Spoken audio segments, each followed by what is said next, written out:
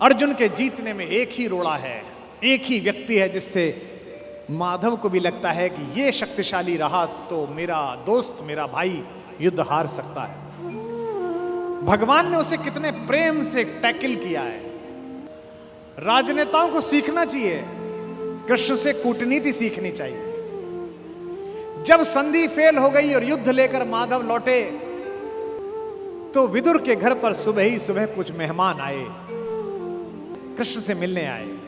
हम भी कहीं ठहरते हैं तो नगर के लोग मिलने आ जाते हैं, महत्वपूर्ण लोग मिलने आते हैं कि कुमार विश्वास है, तो हम सब कवियों से मिलने लोग आते हैं। तो विदुर के द्वारपाल ने कहा कि अंगराज कर्ण आए हैं। विदुर ने पूछा कि क्या मुझसे मिलना चाहते हैं? उनसे कहिए राज्यसभा में मिले, अब मैं अपने अतिथि के साथ व्यस्त हूं। और अतिथि भी कौन? माखन चोर। द्वारपाल ने कहा जी नहीं, वो आपसे मिलना नहीं चाहते, वो आपके अतिथि से मिलना चाहते हैं।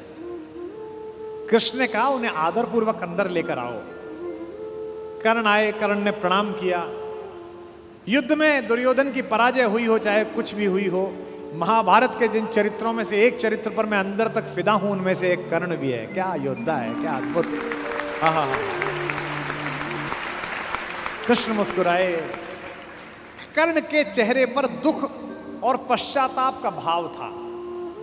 कर्ण ने हाथ जोड़कर कहा माधव, मैं कल राज्यसभा में आपके साथ हुई बदतमीजी के लिए अपने मित्र दुर्योधन की ओर से आपसे क्षमा मांगने आया हूं। भगवान ने कहा ईश्वर तुम जैसा मित्र सबको दे जो इतने बड़े अपराध के बाद भी क्षमा मांगने के लिए आ जाता है। ऐसा मित्र सबको मिले। कर्ण ने कहा कि अगर आप मुझे थोड़ा सा भी माधव प्रेम करते हैं तो मेरे मित्र को क्षमा कर दीजिए। उसने गलती की, उसे दूत के साथ यह व्यवहार नहीं करना चाहिए था और आप जैसे दूत के साथ तो सोचना भी नहीं चाहिए था। भगवान ने कहा मैं उसे माफ कर दूंगा, लेकिन एक शर्त है कर्ण। अंगराज ने कहा कि इसी क्षण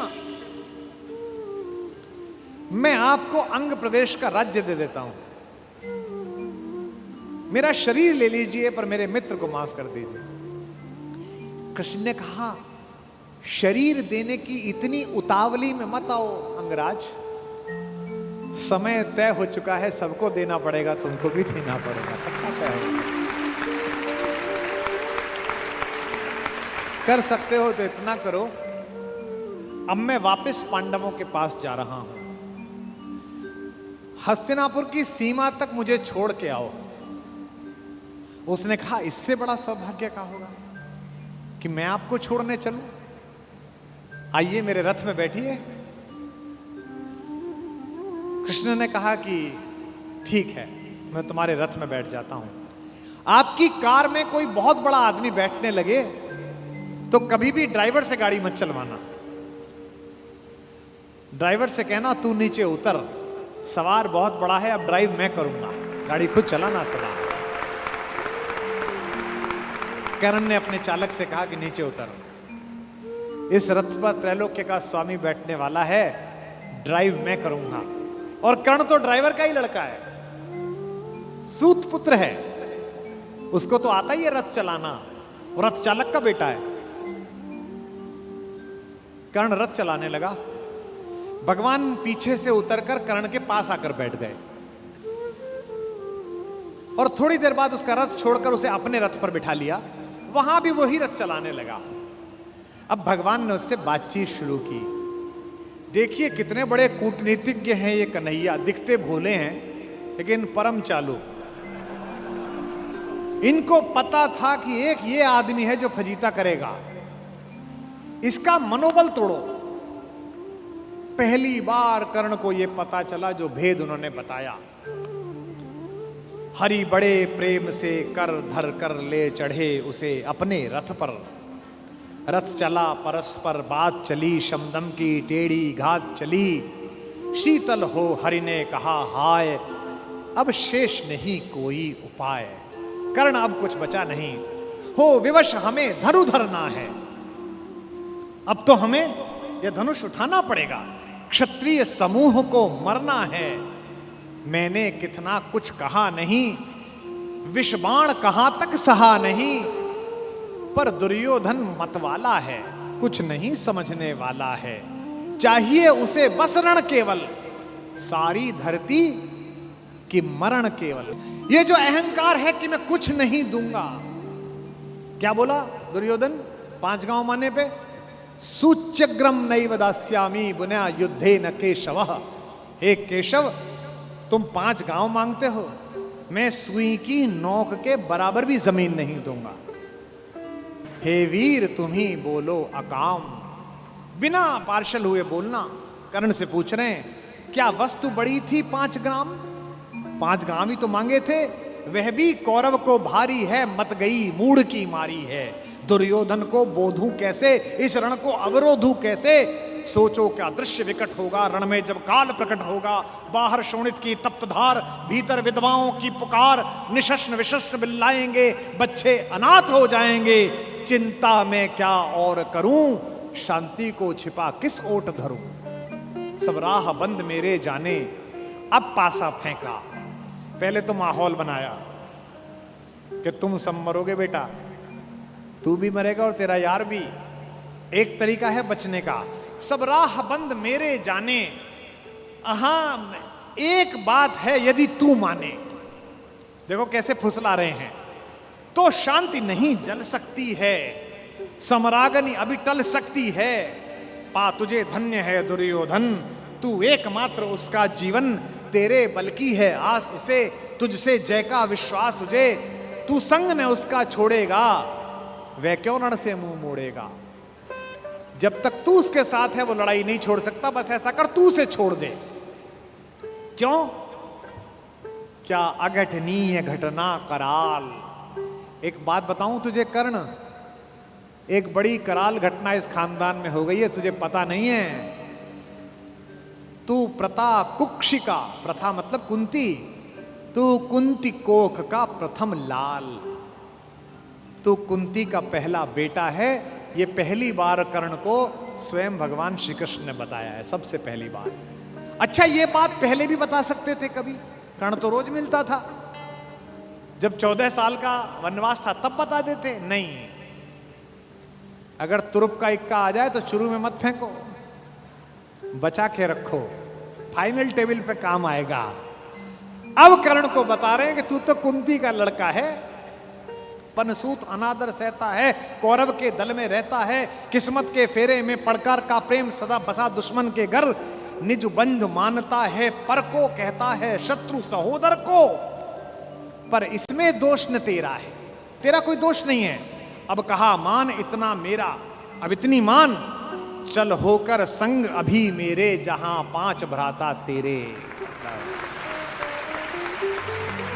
कहते हैं एक काम कर, अब मेरे रथ पे से उतरी मत, अब मैं हाँक रहा हूं और सीधा वहीं जाकर रुकेगा जहां तेरे 5 भाई हैं। जिसको जिंदगी में किसी ने भाई नहीं कहा, जो मां की एक पुकार के लिए जीवन भर तरसा है, उसको जिंदगी का सबसे बड़ा प्रलोभन दे रहा है हमारा कान्हा। क्या कह रहा है? बिछुड़े भाई मिल जाएंगे, सब मिलकर मोद मनाएंगे। कुंती का त्यू ही परम तने ज्येष्ठ, बल बुद्धिशील में परम श्रेष्ठ। और क्या करेगा? पद त्राण भीम पहनाएगा, भीम तेरे को चप्पल पहनाएगा। कैसे कैसे लालच है, कैबिनेट मिलेगी,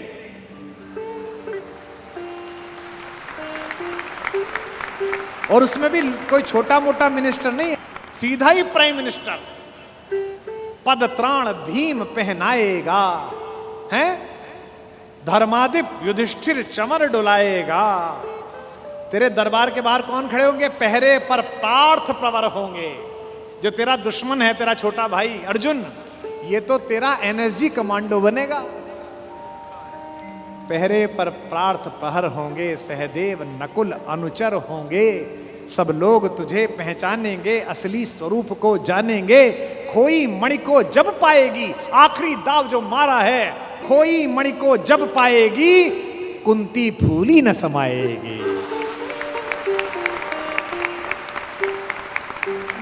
क्या लालच है, क्या लालच है। आहा हा हा। कुरुराज स्वयं झुक जाएगा, संसार बड़े सुख में होगा। कोई न कहीं दुख में होगा।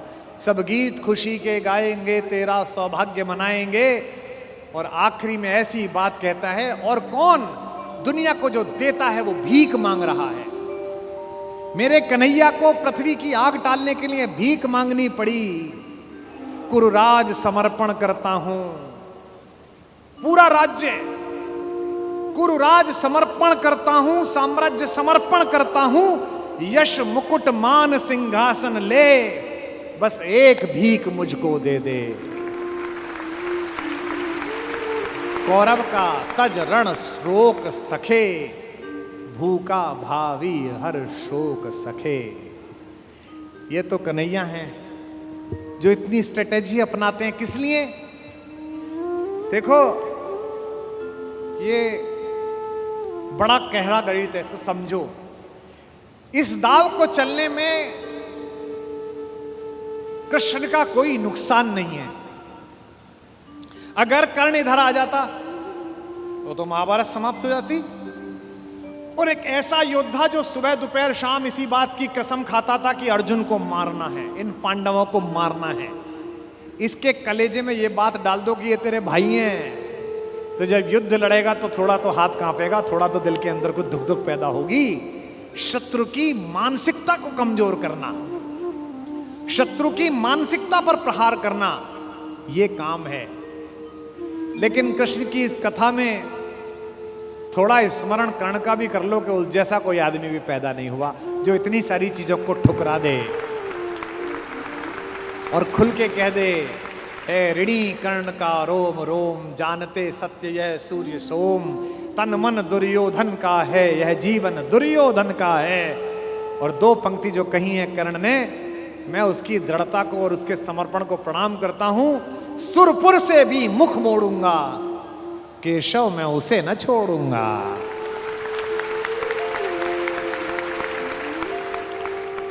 ये जो चरित्र है कृष्ण का योजना बनाने का, पहले कुंती को भेजा, जाओ बता के आओ कि तुम उसकी मां हो।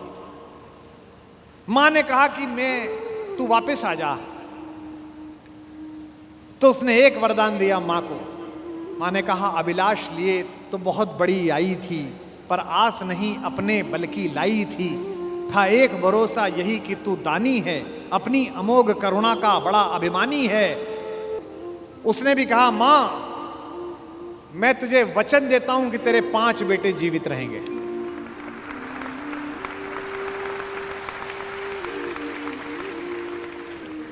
इसका मतलब है कि कर्ण ने कहा कि युद्ध के बाद 5 बेटे जीवित रहेंगे, अर्जुन के अलावा किसी पर हथियार नहीं उठाऊंगा, अर्जुन मिलेगा तो छोड़ूंगा नहीं, अर्जुन मर गया तो युद्ध समाप्त करवा दूंगा, तब भी तेरे 5 बेटे जिंदा रहेंगे। खुलकर कहूंगा ये मेरी मां है। और अगर अर्जुन का दाव चल गया मां, तो तुझे पता और मुझे पता कि हम मां बेटे हैं, तेरे 5 बेटे जिंदा रहेंगे। जा मां, मैं तुझे वरदान देता हूं, तू दान दान रही किंतु क्यों माता, पुत्र ही रहेगा सदा जगत में दाता। मैं ही देता रहूंगा, दुनिया तो उससे सदा सभी कुछ लेगी, पर क्या माता भी उसे कभी कुछ देगी। मैं एक कर्ण अतएव मांग लेता हूं, बदले में तुझको 4 कर्ण देता हूं। छोड़ूंगा मैं तो कभी नहीं अर्जुन को, तोड़ूंगा कैसे स्वयं पुरातन प्रण को, पर अन्य पांडवों पर मैं कृपा करूंगा, पाकर भी उनका जीवन नहीं हरूंगा। और जिन्होंने महाभारत पढ़ी है उन्हें पता है कि जब कर्ण सेनापति बना, उस दिन उसने 4 पांडवों को 5 बार पकड़ के छोड़ दिया। भीम तो उसके रथ के आगे आके नृत्य करने लगा, गुस्से में रोता हुआ कि मुझे अपमानित करके छोड़ता है, मैं क्षत्रिय हूं, मेरा वध कर मुझे मार दे। और गालियां बकने लगा, तू सूत का पुत्र है, तुझे क्या पता कैसे लड़ा जाता है। भीम के रथ को तोड़ दिया अपने तीरों से कर्ण ने। उसी कर्ण को इन्होंने, जो पीछे खड़े मुस्कुरा रहे हैं, बिना शस्त्र के मरवा दिया। उसके हाथ में कोई धनुष नहीं और मरवा दिया। अर्जुन से कहा, मार, अभी मार। आपको लग सकता है कि ऐसा क्यों हो गया? यही कृष्ण है जो कूटनीति को इस प्रकार नियोजित करते हैं कि उसका तर्क भी साथ साथ देते हैं। रश्मिरथी में मेरे पिता में मेरे बाबा हमारे खानदान के बड़े दिनकर कहते हैं कि विपद में कर्ण को यो ग्रस्त पाकर, सराशनहीन अस्तव्यस्त पाकर, जगाकर पार्थ को भगवान बोले, खड़ा क्या देखता है मौन भोले।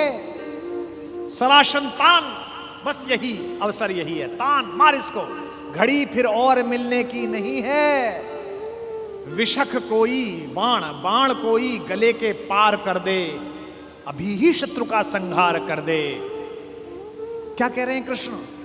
सोचो क्या कह रहे हैं। धर्म की धुरी लाने वाले, जिन्होंने पैदा होने से पहले यह कहा था कि भैया जब जब धर्म की हानि होगी तब तब मैं आऊंगा। यदा यदा ही धर्मस्य ग्लानिर्भवति भारत अभ्युत्थानम अधर्मस्य तदात्मानम सृजाम्य। हम धर्म की स्थापना के लिए आए हैं और निहत्ते को कह रहे हैं मार मार मार। ये क्या है? ये अधर्म है कि धर्म है? अब मैं तर्क दे रहा हूं कृष्ण की ओर से, जो कृष्ण ने उस समय तर्क दिए होंगे। कहते हैं श्रवण कर विश्व गुरु की देशना यह, विजय के हेतु आतुर ऐषणा यह। सहम उठा जरा कुछ पार्थ कामन, विनय में ही मगर बोला अकिंचन।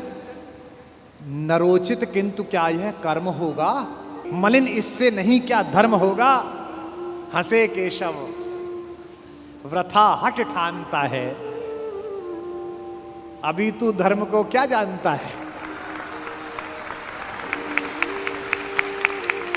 कहूं जो पाल उसको धर्म है ये, मैं जो कह रहा हूं वो कर। हनन कर शत्रु का सत्कर्म है ये। क्रिया को छोड़ चिंतन में फंसेगा, उलटकर काल तुझको ही गसेगा। ये जो हमको सिखाते हैं कि हम दूसरे की सीमाओं का अतिक्रमण करके घर में जाके ना मार के आए, इनको पूछो कि जिस समय हिंदुस्तान के चौराहों पर बम फटते थे, इनको पूछो कि जम्मू कश्मीर में जाते हुए हमारे सीआरपीएफ के जवानों के मुंह पर मतदान के समय जाते हुए ये लफंगे चांटे मारते थे। इनको पूछो कि पड़ोसी के भीख मिले हथियारों से हिंदुस्तान की मां बेटियों को आतंकित करने वाले और केसर की क्यारी में बारूद भरने वालों को सीमा के अंदर पार घुस के मारा जाए कि ना मारा जाए। देश का एक एक बच्चा कहेगा कि मारा जाए। नहीं जब पार्थ को देखा सुधरते, हृदय में धर्म का टुक ध्यान धरते, समय के योग्य धीरज को संजोकर कहा राधे ने गंभीर होकर। अब कर्ण बोला, हर पापी, हर अनाचारी, हर दुष्ट जिसने दुष्टता में साथ दिया है वो ज्ञान देने लगता है। भूल गया अर्जुन के कौन ज्ञान दे रहा है। अर्जुन के अंदर भक्ति, मनुष्यता, भावना सब पैदा हो गई। नरोचित धर्म का कुछ काम तो लो, बहुत खेले जरा विश्राम तो लो। फंसे रथ चक्र को जब तक निकालूं, धनुष धारण करूं, प्रहरण संभालूं। रुको तब तक चलाना बाण फिर तुम, हरण करना कर सको यदि प्राण तुम। नहीं अर्जुन शरण में मांगता हूं, समर्थित धर्म से रण मांगता हूं। कर्ण कहता है कि धर्म से युद्ध करो। कृष्ण मुस्कुराए कि बेटा अब फंसा के, अब मैं तुझे धर्म समझाता हूं, है ना। उपस्थित देख हो न्यायार्थ हरि को, निहारा पार्थ ने हो खिन्न हरि को। अर्जुन का तो सॉफ्टवेयर हैंग हो गया। इसे मारूं कि ये जो कह रहा है धर्म वो पालूं। और जब सॉफ्टवेयर हैंग हो जाए तो क्या करना चाहिए? जब तुझसे ना सुलझे तेरे उलझे हुए धंधे, भगवान के इंसाफ पर सब छोड़ दे बंदे। खुद ही तेरी मुश्किल को वो आसान करेगा, जो तू नहीं कर पाया वो भगवान करेगा। उपस्थित देख यो न्यायार्थ हरि को, निहारा पार्थ ने हो खिन्न हरि को। मगर भगवान किंचित भी न डोले। अभी तक तो हंस रहे थे, मुस्कुरा रहे थे, करते मार। जैसे ही कर्ण ने धर्म बोला, भगवान के अंदर से आग निकली। कुपित हो वज्र सी यह बात बोले, प्रलापी ओ उजागर धर्म वाले, बड़ी निष्ठा बड़े सत्कर्म वाले। मरा अन्याय से अभिमन्यु जिस दिन, कहां पर सो रहा था धर्म उस दिन।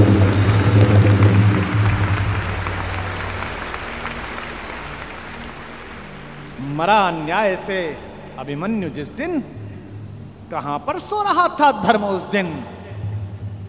हलाहल भीम को जिस दिन पड़ा था, कहां पर धर्म उस दिन यह धरा था।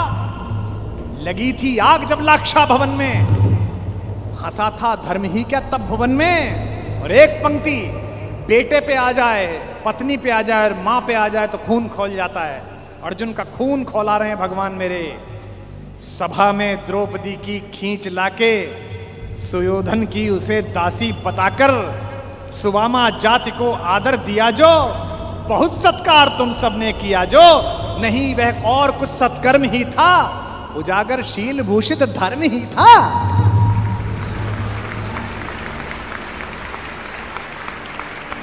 जिस दिन एक रजस्वला बेबस महिला को बाल से खींचकर तेरे दोस्त का नीच छोटा भाई लाया था, और तेरे उस तथाकथित मित्र ने अपनी जंघा पर हाथ मारा था कि यहां बैठेगी, उसी दिन तय हो गया था कि इस जंघा पर धर्म युद्ध के खिलाफ चोट पड़ेगी।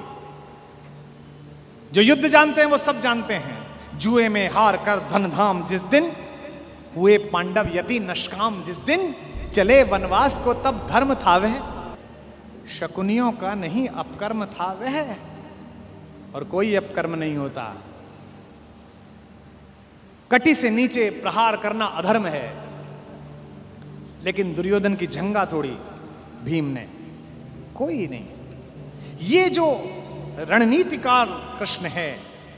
खांडव दहन हुआ, आप सबको पता है, आग लग गई, आग बुझी नहीं, इंद्र से भी नहीं बुझी।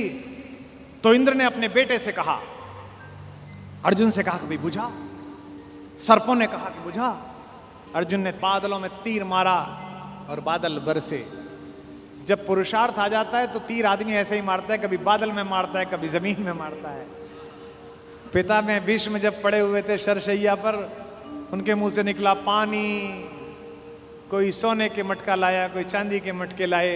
उन्हें अर्जुन की तरफ देखा कि पड़पोते पानी। अर्जुन ने तीर मारा पृथ्वी पे।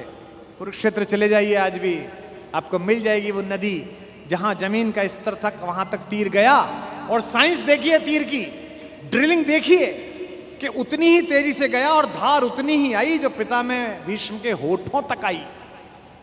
आज भी अर्जुन के तीर से निकली हुई इस नदी को हमारे उत्तर भारत में बाण गंगा कहा जाता है। कभी दर्शन करके आइए उस नदी।